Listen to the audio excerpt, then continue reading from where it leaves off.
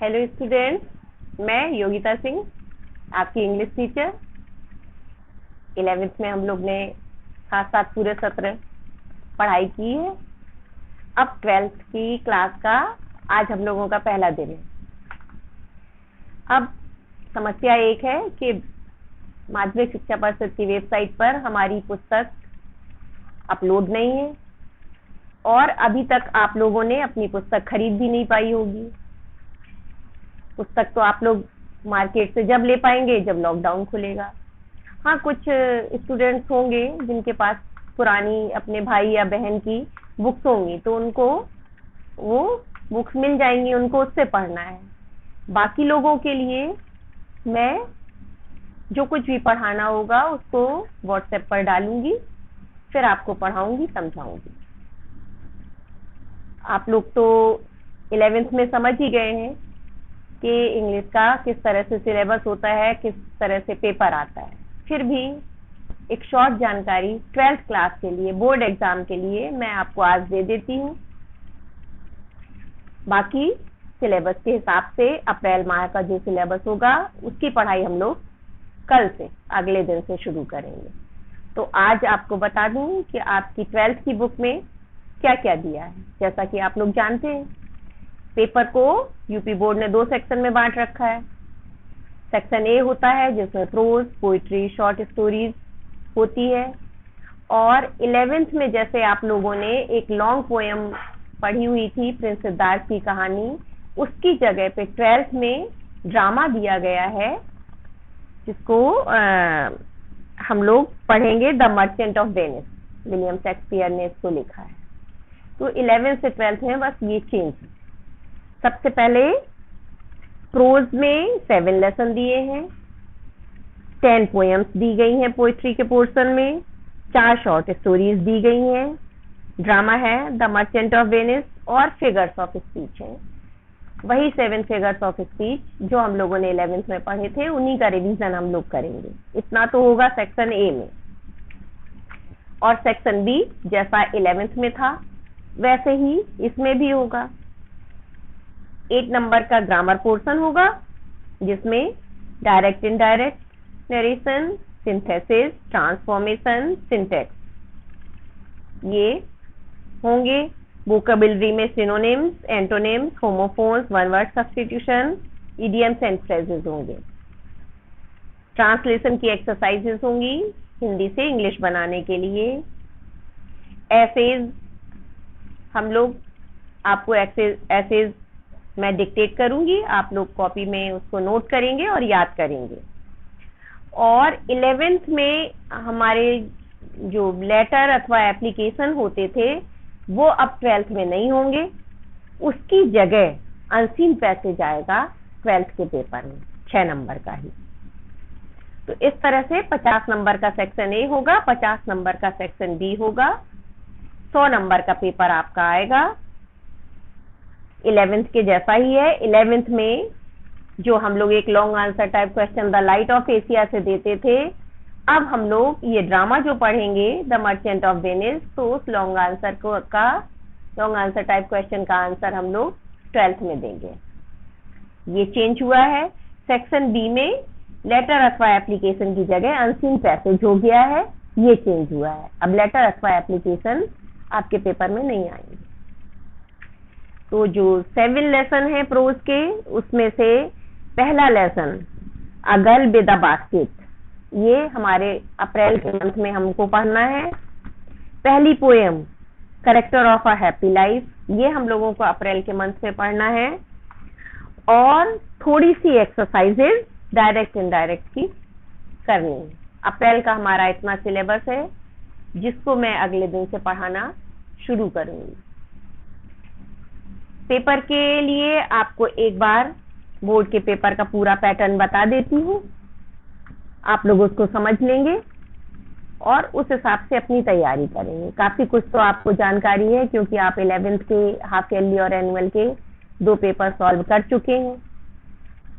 अंतर इतना था कि वो पेपर 90 नंबर का आता था क्योंकि उसमें मासिक परीक्षा के नंबर ऐड किए जाते थे, लेकिन अब 12th का पेपर बोर्ड के पैटर्न पे एकदम बोर्ड के जैसा ही 100 नंबर का ही आएगा जब आपका प्री बोर्ड लिए जाएंगे। तो इसलिए आपको एक शॉर्ट जानकारी दोबारा से दे देती हूँ, पेपर का पैटर्न कैसा होगा, आप वो समझ लें। और एक रफ रजिस्टर या 11th के जो रजिस्टर इंग्लिश के आपके हैं, उन्हीं रजिस्टर्स पर डेट डालकर आप अभी 12th का काम करने लगे। जब हम लोगों का कॉलेज जाना शुरू हो जाएगा तब आप लोग मार्केट से 2 रजिस्टर लाएंगे। जैसे 11th में आपने 2 रजिस्टर बनाए थे, उसी तरह से 12th में 2 रजिस्टर बनेंगे।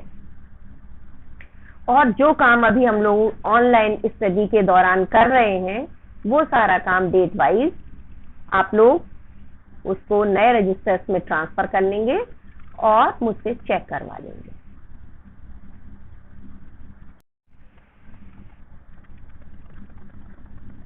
इंग्लिश का पेपर 100 नंबर का आता है बोर्ड एग्जाम में।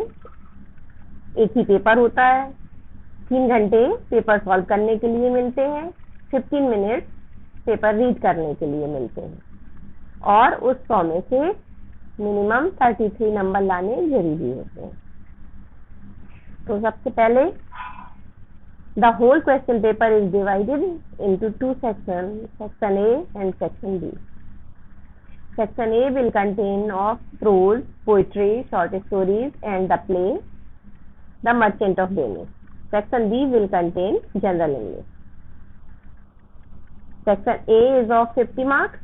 Section B is of 50 marks. First question, explanation with reference to the context, one passage from prose and one stanza from poetry. प्रत्येक 8 नंबर का होगा। तो इस तरह से पहला क्वेश्चन 16 नंबर का। दूसरा question 1 short answer type question from prose not to exceed 30 words, 4 marks.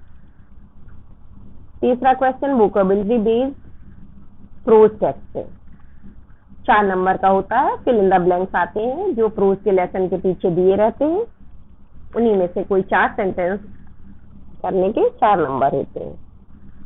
Fourth question है जो आपकी पोएम्स होती हैं, जैसे आपने 11th में किया था उसी तरह से सेंट्रल आइडिया लिखना होता है किसी एक पोएम का, 6 नंबर का होता है। फिफ्थ क्वेश्चन है long answer type question from the Merchant of Venice, not to exceed 75 words. पांचवा क्वेश्चन जो तुम्हारा प्ले है द मर्चेंट ऑफ वेनिस, उसमें से आपको क्वेश्चन आंसर लिखवाए जाएंगे, कुछ कैरेक्टर्स होंगे और कुछ जो इवेंट्स होंगी उनके क्वेश्चन आंसर होंगे। तो उन्हीं में से किसी एक क्वेश्चन का आंसर आपको करना होगा, 60-70 वर्ड्स में आंसर देना होगा, 8 नंबर का होगा। 6th क्वेश्चन है 2 short answer type question from short stories not to exceed 30 words. Short stories से कोई 2 क्वेश्चन के आंसर आपको 30 वर्ड्स के देने हैं। फिगर्स ऑफ स्पीच जैसे 11th में पढ़े हुए थे, डेफिनेशंस याद की थी और एग्जाम्पल्स याद किए थे, उन्हीं को रिवीजन करना है आपको, दोबारा से अपनी कॉपी में लिखना है और उसी तरह से आंसर करना है। डेफिनेशन प्लस 2 एग्जाम्पल्स 4 नंबर का होगा। तो इस तरह से सेक्शन ए 50 मार्क्स का हो गया।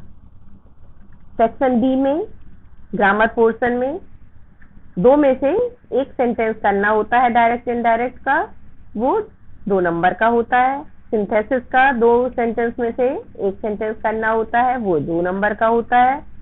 ट्रांसफॉर्मेशन के भी 2 सेंटेंस होंगे जिनमें से किसी एक को आंसर करना होगा, वो भी 2 नंबर का होगा।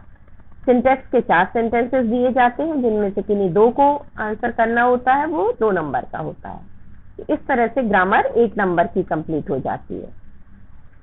वोकैबुलरी 14 मार्क्स की होती है। Synonyms, antonyms, homophones, one word substitution, idioms and phrases, ये सब वोकैबुलरी में होते हैं। जैसे आप लोगों ने 11th में काफी कुछ याद कर लिए हैं, काफी कुछ 12th में और याद करने हैं जो 12th की जनरल इंग्लिश की बुक में दिए होंगे। इन सभी के आंसर करने हैं। 3 नंबर का सिनोनिम होता है, 3 नंबर का एंटोनिम्स होते हैं, 2 नंबर के होमोफोन्स होते हैं, 3 नंबर का वन वर्ड सब्स्टिट्यूशन होता है और 3 नंबर का इडियम्स एंड फ्रेजेस होते हैं। ट्रांसलेशन आता है, एक्सरसाइज आती है ट्रांसलेशन की, जिनको हम लोग क्लास में सॉल्व करते हैं, क्लास वर्क में भी दी जाती है और होमवर्क में भी दी जाती है। तो हिंदी से इंग्लिश बनाने वाली 10 नंबर की होती है, वो करना होता है। 11th नंबर का क्वेश्चन होता है ऐसे राइटिंग। ऐसे जो आपको डिक्टेट करके लिखवाए जाएंगे, काफी कुछ 11th में लिखवाए गए थे, अब और 12th में लिखवाए जाएंगे। तो वो आपको कोई एक ऐसे 200 शब्दों का लिखना होगा जो 12 नंबर का होता है। अनसीन पैसेज क्लास में सॉल्व करवाते हैं कभी कभी, वैसे तो जैसे नाम से पता चलता है अनसीन, जिसको देखा ना गया हो, अपठित। तो अनसीन पैसेजेस क्लास में करवाए जाते हैं, होमवर्क के लिए भी दिए जाते हैं। बुक से ही वो पैसेज आपके पेपर में आते हैं, तो उसको सॉल्व करना होता है, वो 6 नंबर का होता है। तो इस तरह से सेक्शन बी 50 नंबर का होता है। आप लोग चूंकि 11th में पेपर कर चुके हैं, इसलिए आपको बहुत कुछ समझ में आ गया होगा।